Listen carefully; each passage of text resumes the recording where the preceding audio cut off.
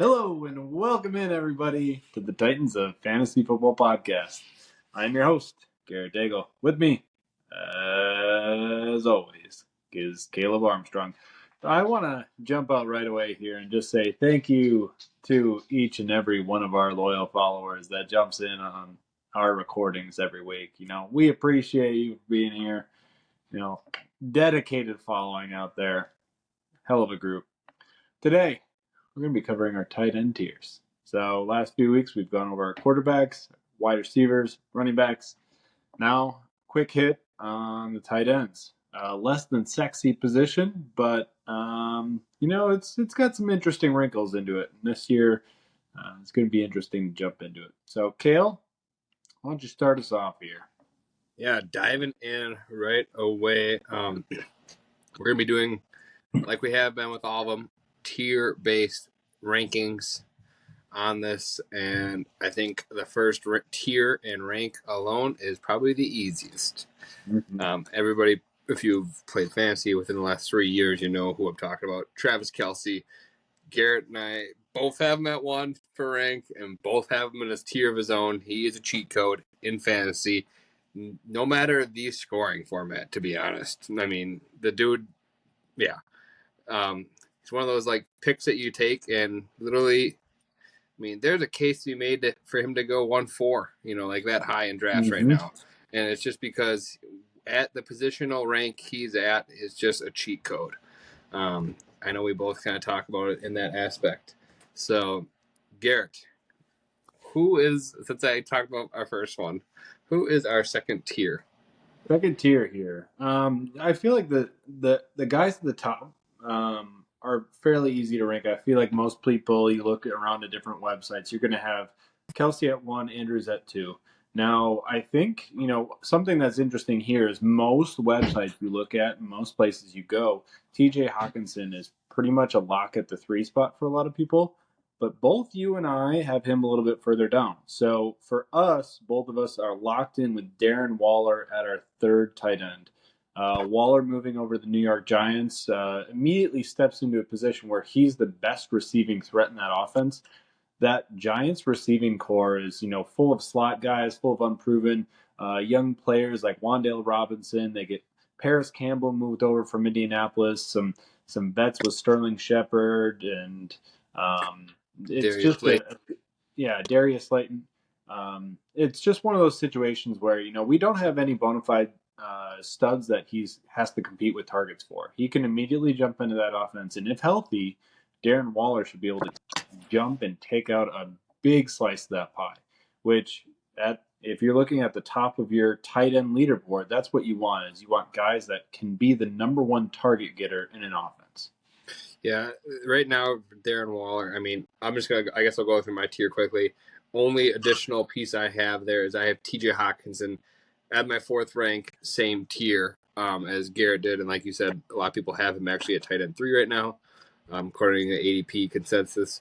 But with Waller, just the one thing I want to touch on, I feel like we're very close. It seems like he's healthy, and we're very close to the same situation he was in all those years in Oakland when he was very good.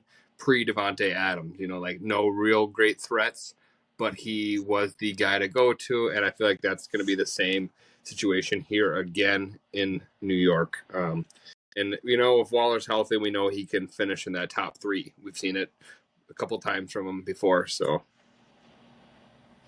Yeah, and, I think Hawkinson, you as you mentioned, you have met as your tier 2 guy.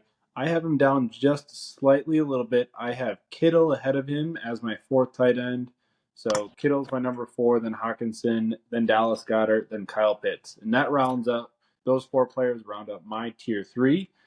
You have the same guys, but in a little bit different order. So you have Kyle Pitts at 5, George Kittle at 6, and Dallas Goedert at 7. You want to talk about one of those guys on your list? Yeah, I mean, I guess the only differential that sticks out between us here really is Kyle Pitts.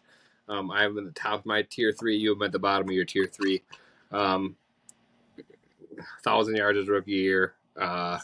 had the highest uncatchable ball rate in the NFL last year. If Ritter plays just a little bit better than Mariota, you're going to see better production from Pitts. And we talked about Waller not having much competition.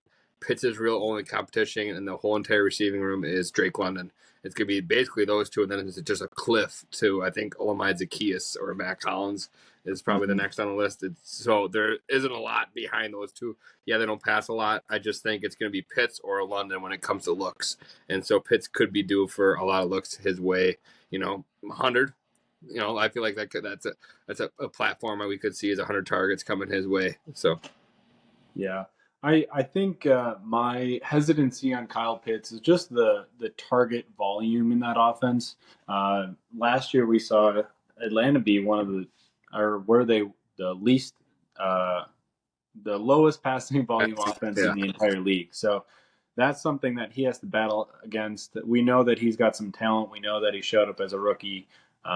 He just has that kind of external factor, which really isn't something that's within his control. It's kind of the scheme of the offense. They want to run the ball, and then, um, it's how much pie is left. Tier four. Tier four is where things kind of get interesting. I feel like there's some guys here that I really like, and we have kind of our first big discrepancy. So my tier four starts at tight end 8 and it goes to tight end 14. So a big group here. I have Tyler Higbee, David Njoku, Dalton Schultz, Dalton Kincaid, Evan Ingram, Pat Fryermuth, and Chigo Kwankwo. Kale, you want to run through your tier four real quick, yeah. and then we can discuss? Yep, my tier 4 is David Njoku, Pat Fryermuth, Evan Ingram, Dalton Schultz. That rounds out my tier 4 there. I guess the big thing, the outliers here is our differences between Tyler Higbee. Tyler Higbee. You have him at 8. I have him all the way down to my next tier. Why do you Tyler have him Higbee. so? You have him right now 8. You have him 8 higher ranks than consensus ADP right now. Yeah, so I know that, years past we've kind of seen flashes from Higbee. I think it was 4 years ago or so now. He finished off the season with, a string of several consecutive 100-yard games, and it was just like, oh my gosh, what kind of player are we getting here? Yeah, it was 2019. He he finishes off the year. He has 4 consecutive 100-yard games and then an 84-yard game, and everybody's like, "Oh, is Higbee the next big thing?" No, he's kind of just been like a nice average supplementary tight end. But what I liked last year out of him is you saw a good target volume out of him. So he had 108 targets across the year. I mean, that's very solid to begin with. But we also saw Matt Stafford be out for a stretch of the season last year, and Stafford already has good trust and good rapport with Higbee. One thing that is different now than past years is no Allen Robinson from last year and no Robert Woods from the year before and the year before that. So there's some opportunity up there for grabs. Puka Nakua and Van Jefferson out there at the wide receiver position to battle for targets after Cooper Kupp. I think there's a good shot that we see that same target volume, if not more. And, honestly, looking at this group, really at this point of the draft, you're just trying to find some kind of semblance of targets and guys with upside. And I think with Tyler Higbee this year, he could be a guy that, just gets you a solid week in, week out target volume and could end up being a pretty good value where he's at in ADP. Mm-hmm. Yeah, totally understand your rankings there, I guess, on that, but just definitely an outlier compared to the rest. I guess one thing that I noticed that both of us are in agreement on is Evan Ingram below current ADP as well. You have him at 12, I am at 10. His current ADP is wide or tight end 8. I think we both feel that there's just too many mouths for it to feed for him to have kind of a repeat season that he had last year. Yes, he got the contract, but they brought in a second round tight end and Brenton Strange, and then they also bring in Calvin Ridley, who is sounding more and more like he's going to be the one and getting fed a lot of targets. So with that, Christian Kirk, Zay Jones, like we've talked about a lot, probably not a lot left there on meat on the bone for Evan Ingram. So it seems like we're both in agreement on that. Going to tier 5 here. So the tier 5. Start of mine is Tyler Higbee, Chigo Kwankwo, Dalton Kincaid, Cole Kmet, and Sam Laporta. two rookies in this tier, and I feel like both of them could have higher ceiling, but we know rookies usually don't pan out the greatest. But both of them are offenses lacking competition, and they were both high. Well, Kincaid was first round, Laporta high second round draft picks, and both good receiving tight ends out of college, and have really sounds like they both are kind of taking off in camp here and will be the week one starter. So I feel like we're both kind of on the same consensus area when it comes to those two. I guess one guy I kind of want to point out who could make his way higher up the ranks, even for me, is Chigo Okonkwo. We talked about Tennessee Titans not really passing the ball a whole lot. Chig had some good games last year where you saw him put up tight end one like numbers, and he's a smaller tight end, more the receiving type profile. Well, today Treylon Burks goes down, which we did not really talk about in the news. We didn't cover much news or no news at all, actually. But Treylon Burks had an injury today where it sounds like he sprained his LCL. Don't quite know the timetable. I don't know if you've heard anything, Garrett, for return on what that usually Yeah, entails. first thing I heard right now was a couple weeks at least. Okay. And so if Burks comes out of the gate slow and not quite fully healthy, the probably two top contributors in the passing game will be DeAndre Hopkins and Chico Okonkwo. So, maybe a slight bump up we could see in ADP with that. But that's about it for that tier. Not no juicy guys, but this is guys you can grab late, grab a couple of these flyers, and especially those rookie guys could pan out for you huge down later in the year, especially towards the end when they start getting more involved and adapting more to the NFL. Yeah, and I think you touched on it briefly, but the rookie tight end thing where, rookies take a long time to marinate and come out, I think that's starting to kind of go out the door more now that we see receivers ready as soon as they get to the NFL, they're ready to hit the ground running. We've seen early success out of tight ends in the past, and now more than ever, the NCAA is getting players ready to hit the ground running for the league. So Dalton Kincaid drafted pretty high in this year's draft, a first round pick, goes to a really good offense with another questionable situation in terms of where the target volume is going to be dispersed. He could have a good opportunity for a lot of targets there too. My tier 5 coming up here. I have it starting at my tight end 15, going down to my tight end 20. I've got Greg Dulcich, Juwan Johnson, Dawson Knox, Gerald Everett, Cole Kmet, and Zach Ertz. Zach Ertz recently back off the butt and practicing after his ACL tear last year. He was, a good tight end to start the season off, and I think he was top 5 through the first 10 weeks. Another guy that I really like here, though, at tight end 16 is Juwan Johnson. Juwan Johnson's been in the league 3 years now. His first season, he only played 7 games. His second season, he started to see the field a little bit more, catching a couple touchdowns and kind of earning himself some more snaps. And then last year, he managed to pull off 500 yards and 7 touchdowns in an offense that it wasn't necessarily clicking. They weren't putting up a ton of points. Now we have Derek Carr over there, and if we see say we see another Michael Thomas injury, all of a sudden Juwan Johnson becomes another good option in the red zone, another player that's available. We're seeing an aging core with Alvin Kamara getting a little bit older. He's been known to be a high volume guy around in the red zone. Juwan Johnson, 7 touchdowns last year, could have some good upside there. He's still only 26, and now he has the best quarterback he's ever had. Mm-hmm. All right, so my tier 6 here is a little bit different looking here than Garrett's. Actually, quite a bit different. I have Greg Dulcich, Taysom Hill, Juwan Johnson, Hayden Hurst, Irv Smith, Zach Ertz, and Jake Ferguson round out the end of my 6. Garrett and I have quite a bit of outlier differences here. And that's just the way the tight end really, the tier rankings go. There's such a drop off when it comes to like the tight ends we've talked about.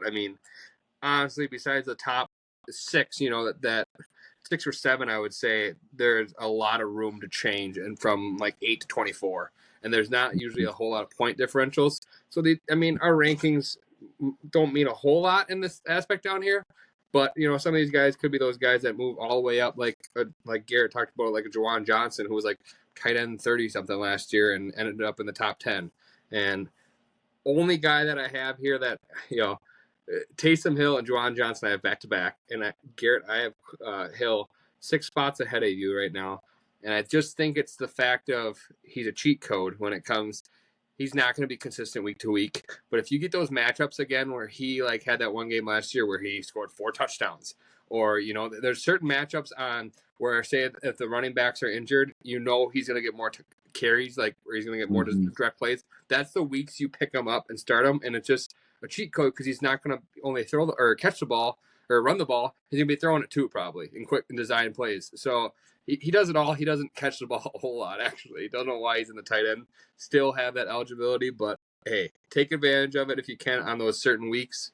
One thing I will say, another one here, who I kind of like in this tier secretly, is Hayden Hurst. He had an okay year with the Bengals last year. He signed a 2-year deal with the Panthers, and the Panthers truly don't have any, I wouldn't say like excellent options. They got a 33-year-old Adam Thielen as their wide receiver one right now, 27-year-old DJ Chark, who has been injury plagued every year, probably has the highest ceiling there, and then a rookie in Jonathan Mingo. However, certain things you can pick out in the preseason games. Every single time Hayden Hurst was on the field last year, or in the first preseason game with Bryce Young, he ran a route. So that's big to see that he's not staying in and blocking a lot. I mean, a small sample size, I get it. But if he's going out on a passing and got, I think, 2 looks also from Bryce Young too, and where you see these rookie quarterbacks usually throw it to these tight ends, for Hayden Hurst to go out on a pass route every single time is nothing huge. I'm not getting crazy hyped about it, but it's something that if I'm trying to shoot for a late round tight end, he might be one of my options. Yeah. I mean, pretty much at this point, as soon as you get past like your first, 15 tight ends, most of these guys probably aren't going to be rostered in a lot of leagues. I mean, you'll see some league mates that'll roster 2 tight ends, but a lot of guys will run with one and then just kind of exchange them if they're running a late round tight end kind of build. So if you end up with, start of the season, you're going with a Greg Dulcich or something like that, or maybe like a Chigo Conquo, and he starts off the season slow. Those kind of guys are the ones that all of a sudden your league mates will try to fold in. But in this situation, we kind of covered a good chunk of our rank so far. After this, it's a complete shot in the dark. There's a good opportunity and a good argument for some of these players. Looking down the board, we're going to have, guys like Irv Smith, guys like Luke Musgrave for the Packers, Tyler Conklin, Michael Mayer, Mike Gesicki, Hunter Henry. Hunter Henry scored 10 touchdowns a couple of years ago. He's got a good opportunity all of a sudden in that offense. Trey McBride kind of coming into year 2 as the first tight end drafted only 1 year ago. That offense has seen some targets vacated. And then you have guys like Jelani Woods. All of a sudden, he's in an offense where, as a year 2 tight end, he looked pretty good in flashes last season. It's just such a toss up in the air of what you're going to have from some of these tight ends. From the late ones that we didn't dive into yet, Kale, who do you think has the highest ceiling, or is there a guy that you'd be looking at and saying, I got to kind of keep an eye on him and see how the season starts off and maybe swoop him up early? Yeah, I like Trey McBride, like the one that you talked about a little bit, mainly to the fact of there's some swirlings that, Zach Ertz, we both have him actually ranked roughly the same. Zach Ertz did well last year in that offense, and there is some swirlings that he could be a potential trade candidate now that he's fully healthy and cleared. The Cardinals have kind of showed that they're kind of in the straight rebuild right now, and Ertzy boy being 34 could be a potential, candidate for them to get rid of here before the start of the season if he's fully healthy. And if he is, Trey McBride, I gotta look up exactly what he did, but he had put together a couple decent weeks there at the end of last year, with Ertz out and them actually hurting in the wide receiver position, which they are going to start the year hurting in the wide receiver position. So, Yeah, over the last over the last 5 weeks, he had 6 targets, 5 targets, 4 targets, 10 targets, 3 targets, with a touchdown sprinkled in there as well. But I guess the biggest thing would be, like you said, a couple touchdowns mixed in there, and then also 2 games over 60 yards receiving. That's nothing nothing great to write home about, but it's something to build off of. Um, one outlier I really want to point out here. I guess I just noticed it, that we really didn't cover. And just jumping back just a little bit, I won't go too much into detail of it. You had Dawson Knox at tight end 17. I have him all the way down at 29. Mm-hmm. That is quite a bit difference. You actually have him up in that right on that edge of that tier that you're considering should be drafted. Knox got a big contract before the start of last year, and actually put together a statistically worse season than he did the year before. And he didn't have quite the touchdowns he had from the year before. It was really close, but it was a couple touchdowns less and a couple of yards less. The biggest thing I guess I see is I just think that his receiving work is going to be eaten up quite a bit by Kincaid. And it seems like you think that it might be where the other way around, where they both have value, it looks like, in your rankings. Yeah, I think the reason I kept Knox kind of still relevant in that range is, he's still only 26 years old. He's still a big body. He was known to be a good red zone option. Um, we've talked about kind of in the past about their running game and how they're trying to pick up more options that could potentially, benefit in the red zone. We've seen them try to work in different slot receivers and kind of find different options there. If early on in the season Kincaid takes a little bit to get going, we've already seen that Knox has some decent rapport with Josh Allen. So it's possible that he is a touchdown or bust kind of guy early on. And from what we've seen, 6 touchdowns last year in kind of a down season from the year before where he had 9 and almost 600 yards. It's not something where we're expecting high passing volume being thrown to him, but if he's a red zone guy, he can have some standalone value as well. Yeah. Well, Garrett, before we end it here, who is the last guy that you like as a kind of a deeper dude? I think there's kind of 2 guys that I like a little bit. One that you and I have talked a little bit about in some depth, the Jake Ferguson over in Dallas. We've seen the tight end position can kind of erupt out of nowhere. We saw Dalton Schultz kind of come up out of nowhere all of a sudden one season, and he erupted. Kind of came from a nowhere position. Jake Ferguson, kind of similar thing over in Dallas, has a good opportunity to step into a role, get some target volume. They have an aging Brandon Cooks there, and it's one of those things that he's going so late, 200th off the board, so pretty much undrafted in most leagues. Can get him for free. Just keep an eye out as the season starts. And then Tyler Conklin over in New York, kind of the same situation. We talked a little bit about New York at the start of this offseason and Aaron Rodgers moving over there. If Conklin can kind of take over a little bit of that red zone opportunity, he has a kind of a similar situation where he could be, a guy who's situationally week in, week out. If he catches a touchdown or he has a good target volume week, all of a sudden he has some value. I mean, he had a couple of games last season where he was over 10 targets. So all of a sudden, that's the kind of thing you have to pay attention to and say, hey, that's not by mistake. Like, guys don't get over 10 targets in a game by accident. No, he obviously showed some flashes last year and also when he was in Minnesota. So if he is the tight end 1 there, obviously being connected to Rodgers is something you want. So, that definitely, like you said, these are, we are not saying these guys are going to be fantasy relevant by any means, but these are the ones that, if you're shooting fish in the barrel, they might be the bigger fish you shoot at, or something like that. So, that may be a little better target. So, absolutely. Shoot for the upside. Yeah. That pretty much caps it off for us this week. We got a little bit quicker of an episode, but we kind of had a feeling that our tight ends weren't going to be taking up as much time as running backs and wide receivers. But thanks everybody for tuning in, and we'll see you next time.